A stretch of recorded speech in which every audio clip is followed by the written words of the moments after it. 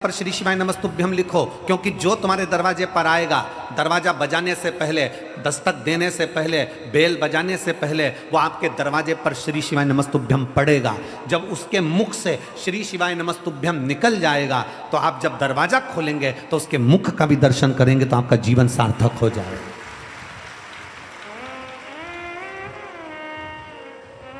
कोई स्टिकर आता हो, स्टिकर चिपका दो। स्टिकर नहीं मिले तो कोई कागज चिपका दो। कागज ना मिले तो अपने हाथ से लिखकर चिपका दो कि श्री शिवाय नमस्तुभ्यम। अगर हमारे दरवाजे पर कोई बुरी खबर भी आने वाली होगी, अगर हमारे दरवाजे पर कोई बेकार खबर लेकर भी आ रहा होगा, कोई बेकार बात लेकर भी आ रहा होगा और आकर हमारे दरवाजे पर श्री शिवाय नमस्तुभ्यम पढ़ लेगा, तो आप जब दरवाजा खोलकर उसके मुख का दर्शन करोगे तो वो बेकार खबर भी अच्छी होने का प्रयास करेगी। श्री शिवाय नमस्तुभ्यम शिवमहापुराण की विद्येश्वर संहिता का वो तत्व है जिसको दुनिया के लोग अगर समझ जाएं, कहते हैं दुनिया के लोगों को पहले स्मरण में नहीं था कि पशुपति व्रत क्या है। शिवमहापुराण के माध्यम से लोगों ने पशुपति व्रत को जाना, शिवमहापुराण के माध्यम से भगवान शंकर की विरल भक्ति को जाना। एक श्री शिवाय नमस्तुभ्यम वो मंत्र जान लो, वो शब्द जान लो, वो अक्षर जान लो, वो आनंद जान लो जो हमारे जीवन की सार्थकता को सिद्ध कर देगा। दीपावली पर अपने अपने घर की सफाई करो, दीपावली पर अपना दरवाजा साफ करो, दीपावली पर अपने दरवाजे को साफ करो, मना नहीं, पर दीपावली पर एक नियम बनाओ कि मैं अपने दरवाजे पर बंदरवाल लगाऊं ना लगाऊं, मैं अपने दरवाजे पर आम पत्ता लगाऊं ना लगाऊं, मैं अपने दरवाजे पर लाइट लगाऊं ना लगाऊं, पर अपने दरवाजे पर श्री शिवाय नमस्तुभ्यम जरूर लिखूंगी, जिससे मेरे जीवन की सार्थकता सिद्ध। आने वाला व्यक्ति क्या लेकर आ रहा है, आने वाला व्यक्ति कौन आ रहा है, आने वाला व्यक्ति किस भाव से आ रहा है, ये समझने के लिए वो क्या खबर ला रहा है, अच्छी है बुरी है, सामने वाला व्यक्ति क्या लेकर आ रहा है, अच्छा है बुरा है, कम से कम वो हमारे दरवाजे पर आकर खड़ा होगा, दरवाजा बंद होगा, जितनी देर खड़ा रहेगा उतनी देर उसके दरवाजे पर श्री शिवाय नमस्तुभ्यम पड़ेगा। जब आप दरवाजा खोलोगे तो उसके मुख का दर्शन करोगे, उसके चेहरे का दर्शन करोगे। अपना स्मरण, अपनी भक्ति, अपना विश्वास शिव के प्रति, भरोसे को बढ़ा, विश्वास को बढ़ा लो। और जब भरोसा और विश्वास दोनों बढ़ता है, जब भरोसा और विश्वास दोनों बढ़ता है तो शिव तत्व प्राप्त होता है। शिव तत्व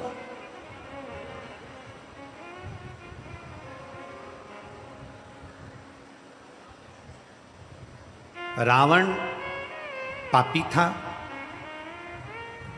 रावण दुराचारी था, रावण अधर्मी था। कल हमने कथा में कहा था, पर रावण गद्दार नहीं था। कल कथा में कहा था।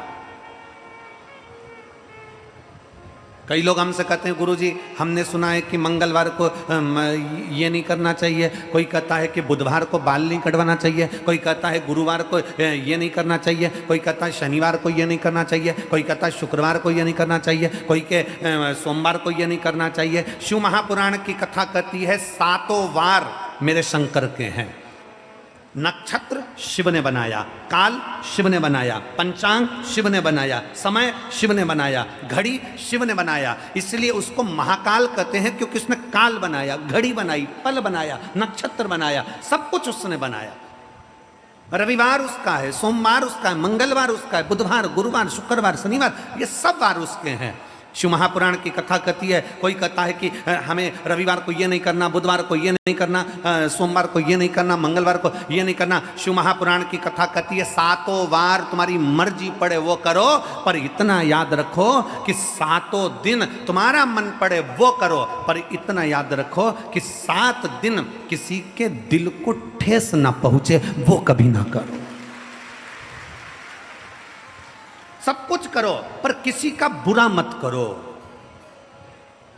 तुम्हारा मन पड़े जो करो 7 दिन, पर किसी का बुरा मत करिए। क्यों? क्योंकि मान लो तुम साथ में एक दिन बाल नहीं कटाओगे तो क्या बहुत बड़े तपस्वी कहला जाओगे? मान लो एक दिन तुमने भोजन नहीं करा तो क्या तप साधना कहला जाएगी? नहीं। शिव महापुराण की कथा कहती है, कोई कहता है मैं प्याज नहीं खाता, कोई कहता है मैं लहसुन नहीं खाता, कोई कहता है मैं ये नहीं खाता, कोई कहता है मैं वो नहीं खाता। निवेदन है, तुम कुछ खा रहे हो ना खा रहे हो उससे मतलब नहीं है, बस इतना याद रखो कि किसी का दिल मत दुखाओ और किसी का हराम का धन मत खा जाओ, बस इतना याद रखो। आप किसी का धन ना खाइए, आप किसी की प्रॉपर्टी ना खाइए, आप किसी का पैसा ना खाइए, आप किसी का वैभव ना खाइए। वो धन कैसे निकलता है, किस रूप में निकलता है, हम पहले भी कथा में कहे हैं। दो भाई थे, दो भाई सगे दो भाई।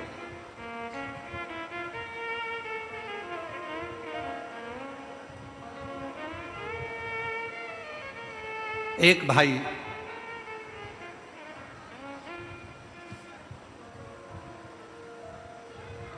कुंवारा था, एक की शादी हो गई थी, घर में पत्नी थी, छोटा भाई था। भाई को एक बीमारी लग गई और भाई को बीमारी लगी और बीमारी लगने के बाद भाई उसके ऊपर खर्चा करने लगा। खर्चा करने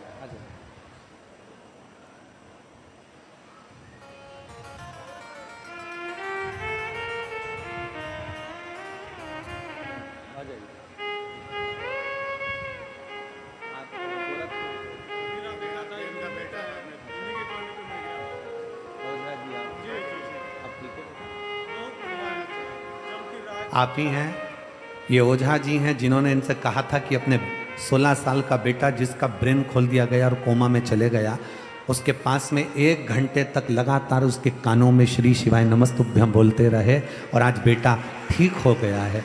ये बेटा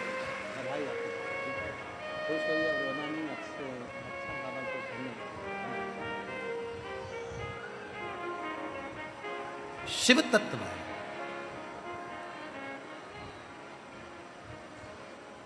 ओघड़ी है शिव भक्ति कर रही है। 2 भाई, छोटे भाई के शरीर में रोग हो गया। रोग होने के बाद छोटा भाई धीरे धीरे बीमार पड़ता डॉक्टरों को दिखाया, दवाइयां दिलाई, औषधि दिलाई, सब कुछ करा। आखिरी में छोटा भाई ठीक नहीं हुआ। पैसे पे पैसा लग रहा था, धन पर धन लग रहा था।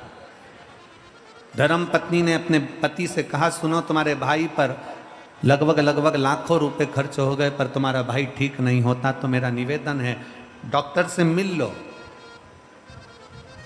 और डॉक्टर से मिलकर एक काम करो कि तुम्हारे भाई को धीरे धीरे कर कोई ऐसी दवाई दे दो जिससे तुम्हारा भाई, क्योंकि अब चल सकता नहीं, पड़ा रहता है, पलंग पर है, उसका जीवन बेकार हो गया, तो उससे तो उसके प्राण छूट जाए तो अच्छा।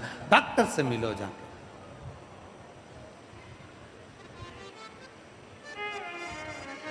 रो मत बेटा, आ जाओ, रो नहीं। देखो बाबा के पास आए हो ना तो रोना नहीं चाहिए, बाबा के पास रोते हैं।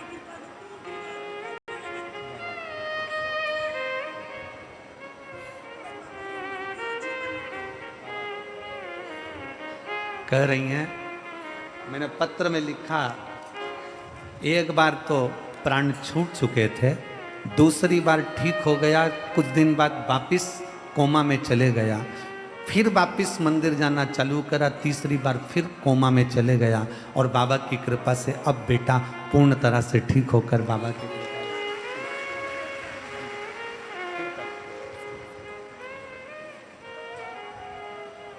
एक शिव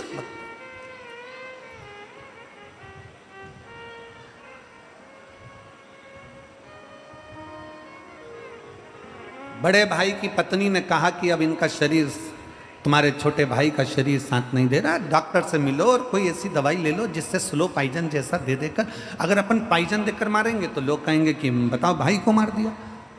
कोई दवाई ऐसी दे दी जाए जो धीरे धीरे तुम्हारा छोटा भाई, अब शरीर में कब तक पैसा लगाओगे, वो शरीर काम का नहीं है। बड़े भाई ने कहा ठीक है, डॉक्टर से जाकर मिले, डॉक्टर ने एक दवाई दे दी, 2-2 बूंद ये दवाई देते रहना, किसी को मालूम ना पड़े और वो मरीज गया। डॉक्टर कभी ऐसी दवाई नहीं देता कि किसी के प्राण छूटे। ये बड़ा भाई डॉक्टर के पास नहीं गया था, ये बड़ा भाई किसी हाकिम के पास पहुंच गया, किसी अन्य के पास पहुंच गया और थोड़ा धन देकर उसी को डॉक्टर बनाकर उसी से धन देकर दवाई लेकर आ गया। डॉक्टर कभी बुरा नहीं करता। हमने पहले भी कहा कि डॉक्टर शिव का एक रूप होता है। ये दवाई लाया, दवाई लाकर अपनी पत्नी को दी, पत्नी दो दो बूंद डालती जाए, देती जाए, धीरे धीरे धीरे धीरे भाई मर गया। मर गया, प्रॉपर्टी पूरी हो गई, अपनी जमीन जायदाद अपनी हो गई, समय बीत गया। बड़े भाई के घर में औलाद नहीं थी। जैसे ही छोटा भाई मरा, उसके 1 साल बाद छोटे भाई मरने के बाद में भाई की पत्नी को औलाद हो गई।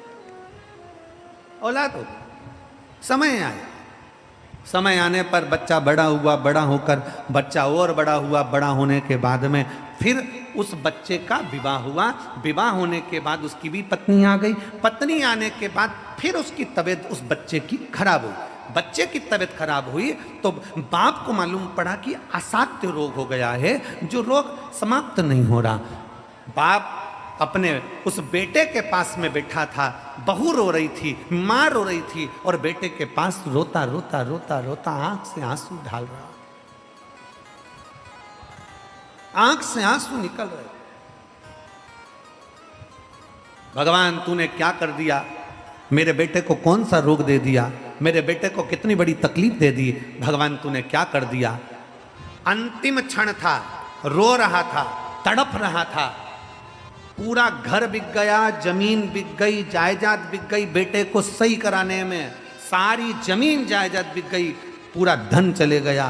तब बाप रोते रोते बोला, बेटा न अब तो कुछ भी नहीं बचा, तेरी माँ के जेवर तक चले गए, सब कुछ चले गया। अब तेरी पत्नी के तन के जेवर भी चले गए, पर तू ठीक नहीं हो पा रहा। बेटा तुझे क्या हो गया, कौन क्या कर गया, समझ में नहीं आता। तब आखिरी में शिथिल सा बेटा पलंग से उठकर बोला, भैया मैंने अपने हिस्से की प्रॉपर्टी पूरी अपने ऊपर खर्च करवा ली।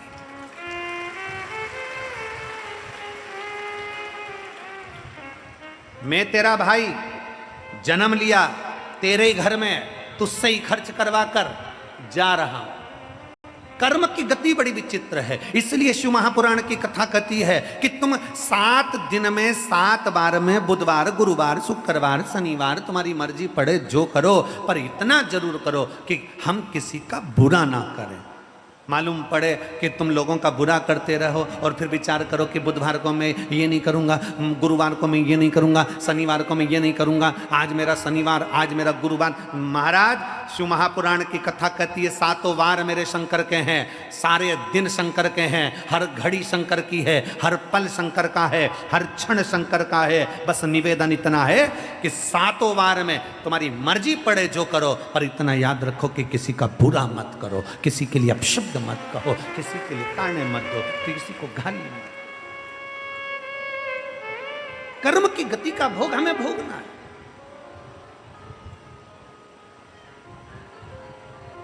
कोई दूसरा कर्म गति का भोग भोगता ही नहीं है।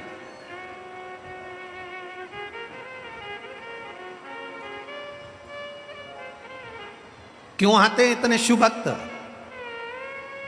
लाखों की संख्या में आप लोग आए हो, लाखों की संख्या में आप लोग आए हो और पूरी रात से आ रहे हो। पंडाल में जगह नहीं, धूप में बैठे हुए हो। किसी के पास छाता है, किसी के पास नहीं है, परंतु आप अपनी दरी बिछाकर रात भर बाबा का कीर्तन कर कर भोलेनाथ का नाम जप करते हुए पूरी रात से बैठे हो। एक जैसे इंतजार कर रहे हो, शिव पुराण चालू होगी, भगवान शंकर की कथा प्रारंभ होगी। क्या है शिव पुराण में?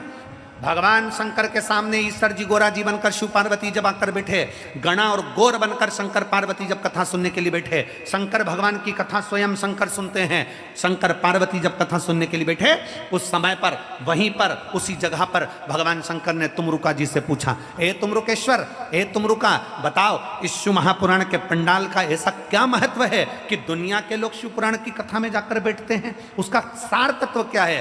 तुमरुका जी ने भगवान शंकर की साक्षी में, ईश्वर जी और गोरा जी की साक्षी में, गणा और गौर की साक्षी में कह दिया कि ये 24,000 श्लोक की शिव महापुराण की कथा साधारण नहीं है। जिस पंडाल में, जिस भूमि पर, जिस जगह पर यह कथा होती है, वहां 33 कोटि देवी देवता 24 घंटे खड़े रहकर कथा का रसपान ग्रहण करते। ये 24,000 श्लोक की शिव महापुराण की कथा 24 घंटे देवताओं को खड़ा रखकर भगवान शंकर की विरल कथा का रसपान करते हैं। किसका मंगल बेकार, किसका शनि बेकार, किसका गुरु बेकार, किसका बृहस्पति बेकार, किसका शुक्र बेकार, किसका राहु बेकार, किसका केतु बेकार, किसके घर में वास्तु दोष, किसी के घर में काल सर्प दोष, किसी के घर में पितृदोष। शिव महापुराण की कथा कहती है, जब वो कथा सुनकर उठकर अपने घर के लिए जाता है, उसके शरीर से उसी जगह की मिट्टी, पुलिस इंस्पेक्टर की पोस्ट से रिटायर हुए हैं। मेरे पति को 2/5/2024 में हार्ट की परेशानी हो गई थी। गुरुदेव 4 बार डॉक्टर को दिखाया तो कहा कि इनका हार्ट काम नहीं कर रहा। हार्ट ने काम करना बंद कर दिया। बहुत बड़ी प्रॉब्लम सामने खड़ी हो गई गुरुदेव। पति को परेशान देखकर हम पूरा घर परेशान हो जाता। अब करे तो करे क्या? गुरुदेव, किसी काम करने वाली महिला ने कहा कि जीजी टीवी खोलो, टीवी में सीहोर वाला महाराज कथा कर रहा होगा, आप अंकल से